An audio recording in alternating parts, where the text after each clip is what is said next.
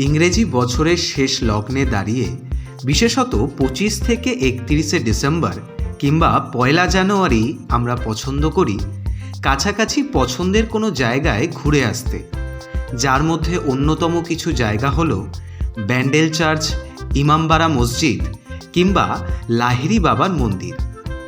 তাই এই সব জায়গাগুলিকে নতুন করে আরও একবার এক্সপ্লোর করতে বেঙ্গল ট্যুরিস্ট আজ চলে এসেছে আপনাদের পছন্দের শহর ব্যান্ডেলে।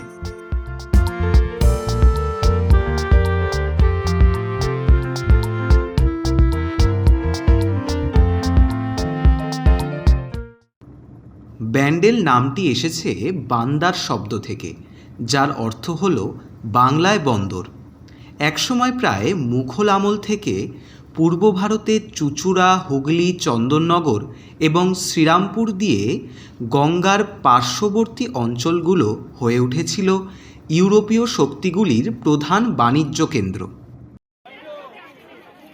আমরা এখন দাঁড়িয়ে আছি বাংলার সবথেকে পুরনো গির্জা ব্যান্ডেল ব্যাসিলিকা চার্চের সামনে, অর্থাৎ ব্যান্ডেল চার্চের সামনে। এই হচ্ছে এন্ট্রান্স ব্যান্ডেল চার্চে। আমরা ঢুকি ভিতরে আস্তে আস্তে।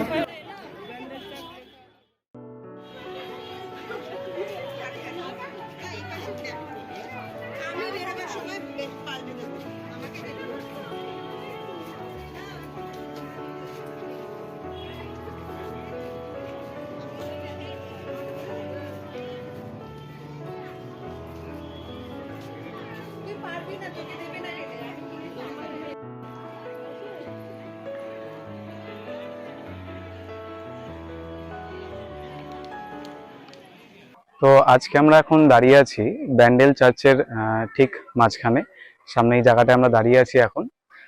আর এর একটা ছোট্ট গল্প আছে, সেটাই আপনাদেরকে আজকে বলবো। তা বলা হয়ে থাকে যে ১৬৫৫ সালে এক পর্তুগিজ বণিক প্রবল ঝড়ের মুখে পড়েন এবং তখন তিনি শুভযাত্রার দেবী মাদার মেরির কাছে প্রার্থনা করেন এবং তিনি তখন একটা মানত করেন যে তিনি যদি সেই ঝড় থেকে রক্ষা পান তাহলে তিনি প্রথম যে গির্জাটি দেখবেন সেখানে তার যে জাহাজের প্রধান মাস্তুল আছে সেটা তিনি দান করবেন। আর যখন ঝড় থেমে যায় তখন তিনি এই ব্যান্ডেল চার্চের এই গির্জার সামনে এসে উপস্থিত হয় আর তার চোখের সামনে এটাই প্রথম পড়ে। কিন্তু তখন এটার অবস্থা মানে খুবই বিধ্বংস ছিল, আর তিনি সেটাকে সংরক্ষণ করেন পুনরায় এবং তার প্রধান মাস্তুলটি দান করেন। আর আজকে আমরা সেই পুরনো ইতিহাসের সামনে সেই গির্জা ব্যান্ডেল চার্চের সামনেই দাঁড়িয়ে আছি। বর্তমানে সেই মাস্তুলটি ব্যান্ডেল চার্চের ওই জায়গায় একটি কাচের ঘর আছে, সেখানেই সংরক্ষিত করা। প্রথমে আমরা ওটা গিয়ে ঘুরে দেখে নেব, তারপরে আমরা পুরো ব্যান্ডেল চার্চটিকে ঘুরে দেখব।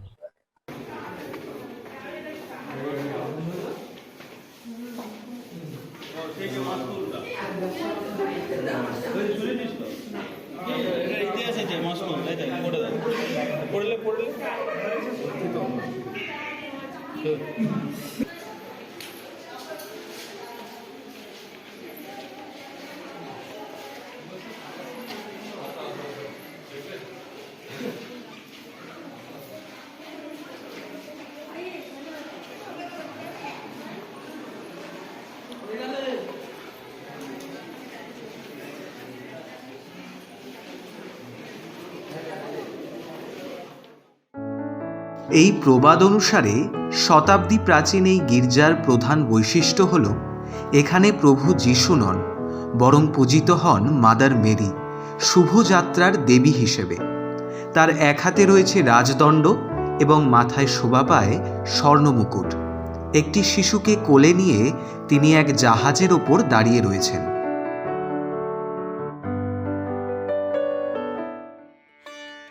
লন্ডন শহরে গিয়ে বিগ বেন দেখার সৌভাগ্য কজনেরই বা আর হয়? যাদের হয় না তারা আসতে পারেন এই ইমামবাড়ায়। ব্রিটিশ স্থাপত্যের বদলে পাবেন ইসলামী শিল্পকলার এক অদ্ভুত স্বাদ।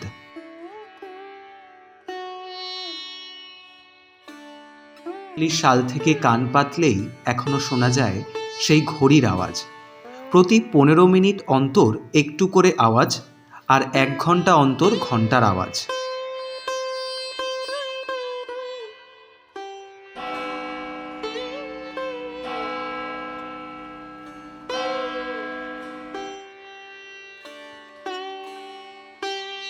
হাজী মোহাম্মদ মহসিন, যাকে হুগলি কেন অনেক দূর দূরান্তের মানুষও দানবীর বলেই জানেন।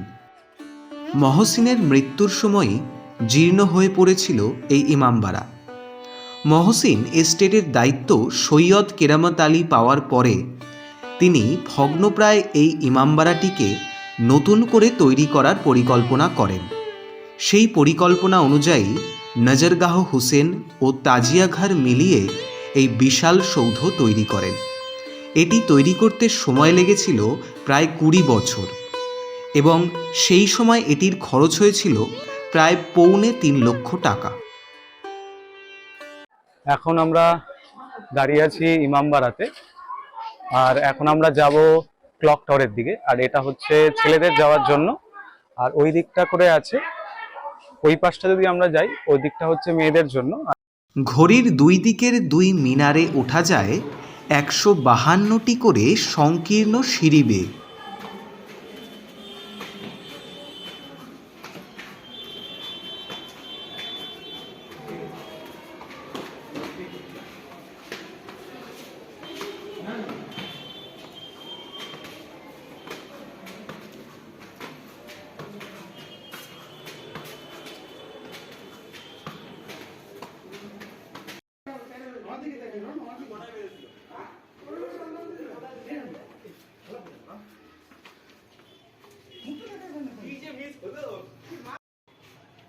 আগে এই সবটা খোলা থাকতো, বুঝলি তো?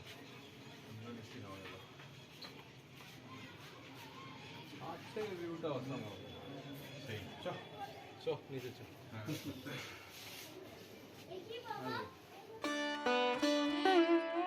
লন্ডনের বিগ বেনের পরে দ্বিতীয় বৃহত্তম ঘড়ি এটি। সেই সময় ঘড়িটির দাম পড়েছিল 11,721 টাকা। এই ঘড়িটিতে দম দেওয়ার জন্য যে চাবি আছে তার ওজন 20 কিলোগ্রাম। এছাড়াও ইমামবাড়ার অঙ্গনে রয়েছে একটি সূর্য ঘড়িও। মূলত ঘড়িতে পিতলের ফলক ছিল, তবে সেটি চুরি হয়ে গেছে।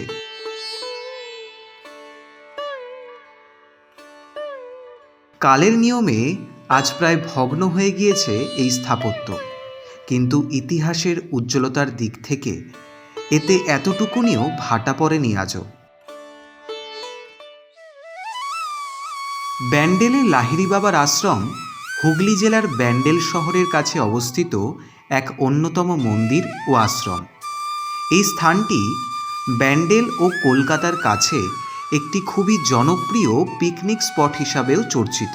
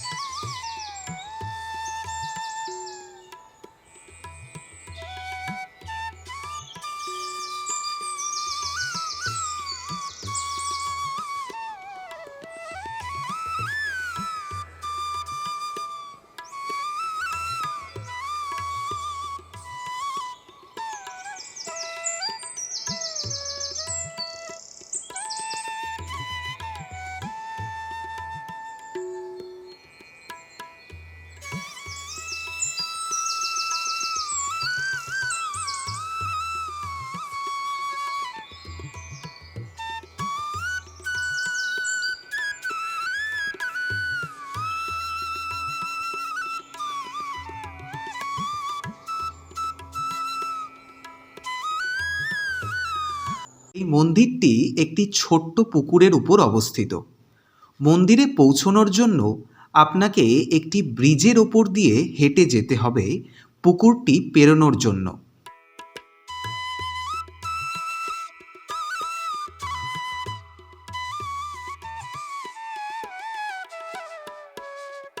লাহিড়ী বাবার মন্দির সম্বন্ধে একটি জিনিস যা আমাদের খুব ভালো লেগেছিল সেটি হচ্ছে এটি একটি মন্দির নয়, এর ভিতরে একাধিক ছোট ছোট মন্দির রয়েছে।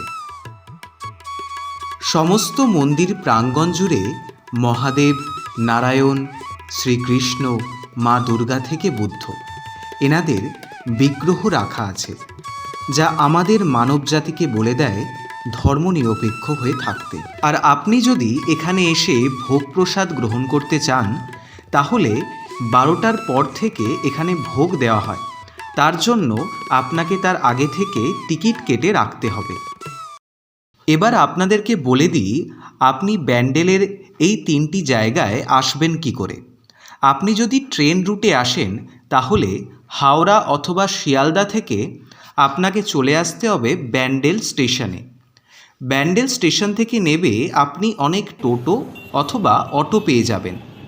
এবং আপনি যদি আপনার নিজের গাড়ি করে সড়ক পথে আসতে চান, তাহলে আপনাকে দিল্লি রোড ধরে প্রথমে চলে আসতে হবে ব্যান্ডেলের রাজহাটে, অর্থাৎ লাহিড়ী বাবার আশ্রমে। তারপরে আপনি ওখান থেকে চলে যেতে পারবেন ব্যান্ডেল চার্চ এবং ইমামবাড়াতে। আমাদের আজকের ভিডিওটি যদি আপনার ভালো লেগে থাকে, তাহলে অবশ্যই একটা লাইক করে দেবেন এবং সবার সাথে শেয়ার করতে ভুলবেন না।